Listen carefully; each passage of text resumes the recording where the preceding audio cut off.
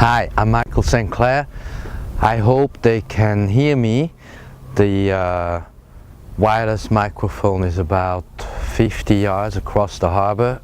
Can you hear me there? So, the astrology 2017-2018. This is looking very good. Mars begins 2017 in line of Neptune in Pisces, has crossed now in line of Nessus. So we're seeing the beginning of this whole new Pisces paradigm, which will last 10 years into 2026. So 2017-18 ahead, Jupiter in Libra and then into Scorpio in 2017-18. Saturn stays in Sagittarius until we move then into Capricorn in 2019. These two you need to see connected with Uranus, which means unexpected events.